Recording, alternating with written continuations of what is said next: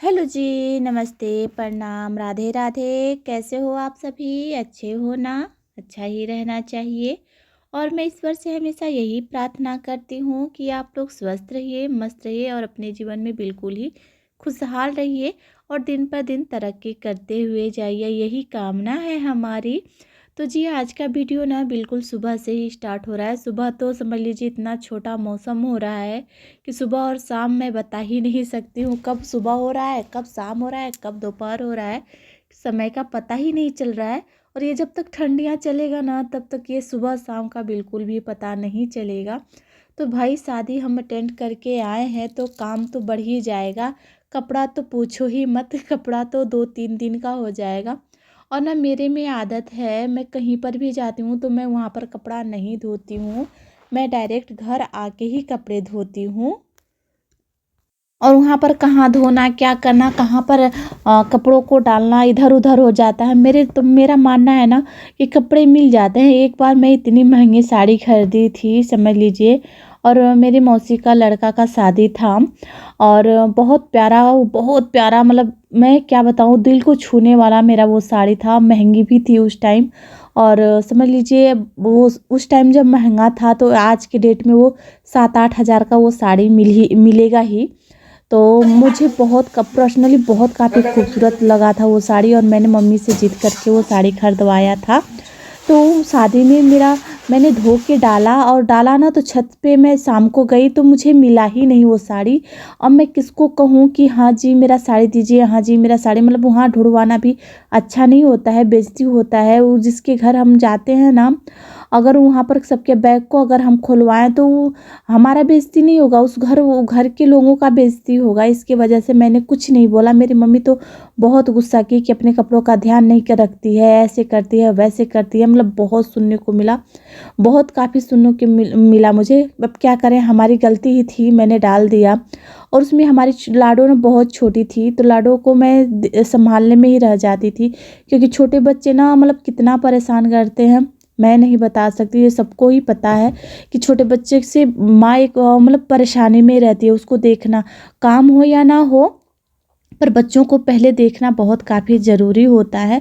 तो उसी टाइम से मैंने प्रण ले लिया कि मैं किसी की भी शादी में जाऊंगी, कहीं पर भी जाऊंगी तो मैं कपड़े तो नहीं धुलूंगी भाई, मैं कपड़े समेट समेट के लाऊंगी और घर पे ही धुलूंगी समझ लीजिए। तो मतलब वो ना जो साड़ी मेरा खोया ना, तो आज तक मतलब वो उसका छापा, उसका डिज़ाइन मेरी नज़र से हटता नहीं है, क्योंकि मैंने उसी दिन पहना था और उसी दिन खो गया। मतलब समझ लीजिए कि आज मैंने पहना और पहन के मैंने धोया ना तो डाला तो मतलब उसी दिन मेरा खो गया। और आज के डेट में तो 6-7 हज़ार से मतलब 5-6-7 हज़ार ऐसे तो जाएगा वो साड़ी। बहुत काफ़ी खूबसूरत साड़ी था। और उस पे वर्क भी बहुत काफ़ी मतलब हैवी वर्क था। और मतलब उसको जो भी एक बार देखता था ना तो बस देखता ही रह जाए, ऐसा वो साड़ी था। पर होता है ना कि जो चीज़ जिस इंसान को पसंद रहता है वो नहीं मिलता है, चाहे वो कपड़ा हो, चाहे इंसान हो, चाहे कुछ भी हो। तो वो मुझे पसंद था, वो मुझे नहीं मिला। जिसके तकदीर में था ना वो भी क्या सोच रहा होगा कि वाह हमने चोरी करके पहन लिया। तो कितने दिन पहनेगा इंसान, वो ज़्यादा दिन नहीं पहनेगा। तो चलिए जी, हम तो बातें करते करते बहुत आगे ही बढ़ गए हैं। तो जो लोग नए हो ना तो प्लीज़ हमारे चैनल को कर लीजिएगा सब्सक्राइब, लाइक करिएगा, शेयर करिएगा और ढेर सारा प्यार आशीर्वाद दीजिएगा।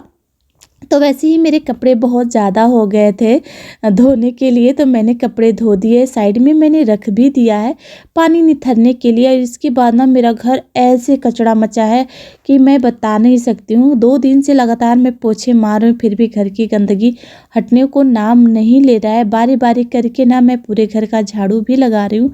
और झाड़ू ना समझ लीजिए पता ना गाँव की वजह से क्या, गाँव में तो मतलब अक्सर ऐसा होता ही रहता है, अक्सर क्या हर रोज़ ऐसे कचरा निकलते ही रहते हैं।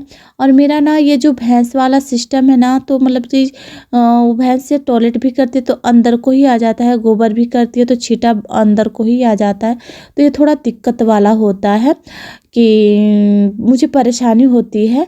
और इसके बाद ना मैं पूरा झाड़ू लगा के पूरे घर का क्लियर उलियर करके घर का पोछा भी लगा दी हूँ, ताकि ना मुझे आराम रहे। और इसके बाद ना मुझे वीडियो बनाने का बिल्कुल भी समय नहीं मिला, क्यों मिला तो था पर मैं ना थक गई थी। और शादी में आने के बाद ना थकान सा, बिल्कुल थकान सा हो गया था, तो मैं बिल्कुल पूरे दिन सोई थी।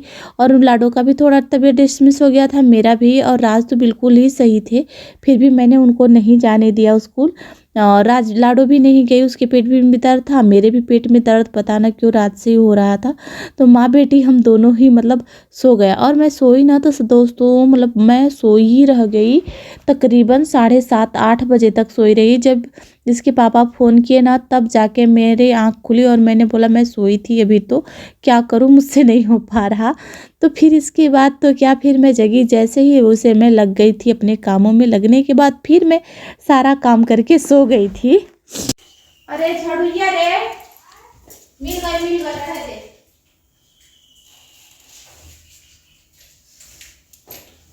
केतनो कन्या ने धोली ह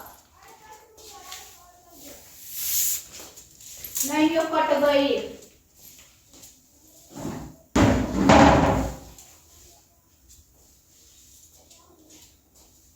और दोस्तों इसके बाद हम सुबह के 5 बजे मिल रहे हैं।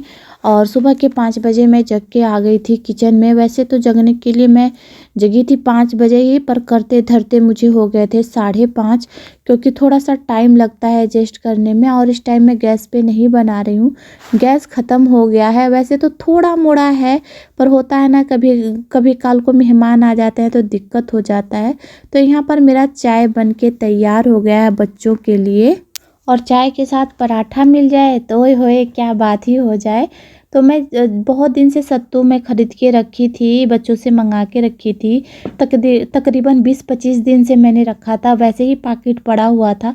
कुछ ना कुछ मैं बच्चों को बना के दे रही थी। किसी दिन परोठा दे रही थी, पालक का दे रही थी, किसी दिन मूली का परोठा, किसी दिन पनीर, किसी दिन पूरी, ऐसे करके कुछ कुछ चला जा रहा था।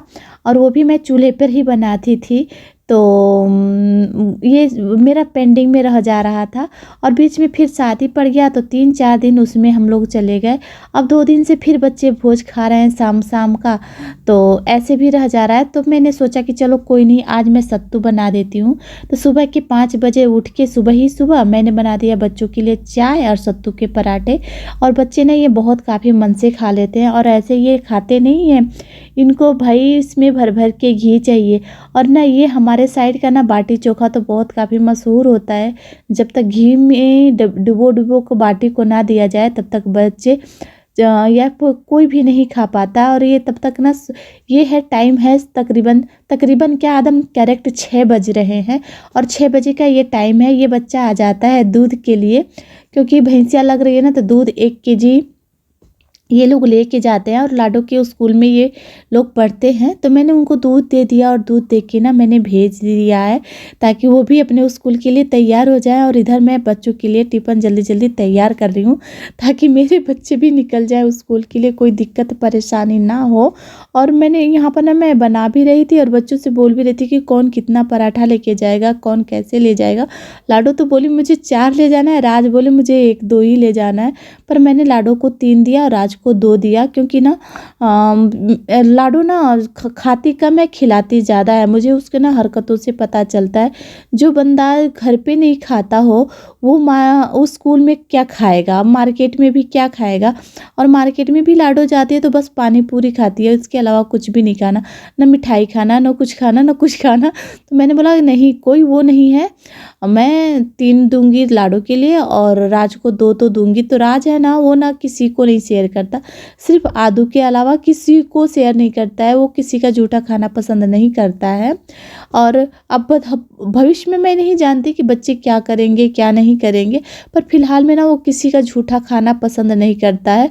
और यहाँ पर देखिए हमारे राज को ना मैंने टकला कर दिया है। मैंने बोला राज टकले हो जाओ, क्योंकि ना थोड़े थोड़े शादी में जाने की वजह से ना जुए जैसे हो गए थे। तो कितना मैं निकालती, मुझे परेशानी हो गई थी। वैसे तो थोड़े ही मोरे रह गए थे, फिर भी मैंने कह दिया कि राज दो, मैं तुम्हारा ना टकला ही कर देती हूँ ताकि सही रहेगा।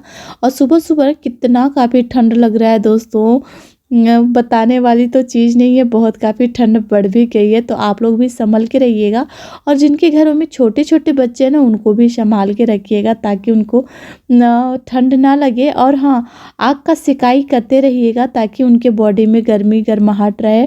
और मैं तो वैसे हमारे राज तैयार हो गए हैं और अपने टोपी-वोपी लगा के आ गए हैं। लाडो भी सेकने के लिए आ रही थी, तो मैंने बोला कि अभी ना कोई एक यहाँ पर बैठ सकता है, क्योंकि यहाँ पर एक ही बैठ सकता है, 2 लोग नहीं बैठ सकते हैं। तो दोस्तों, ये हमारी वीडियो कैसा लगा है ज़रूर हमको बताइएगा और अपना प्यार आशीर्वाद ज़रूर दीजिएगा। और ना भर भर के प्यार दीजिएगा, बहुत कम कम प्यार आप लोग दे रहे हो। लाइक ज़रूर करिएगा, शेयर भी करिएगा, और जो लोग नए हो ना तो प्लीज़ हमारे चैनल को कर लीजिएगा सब्सक्राइब।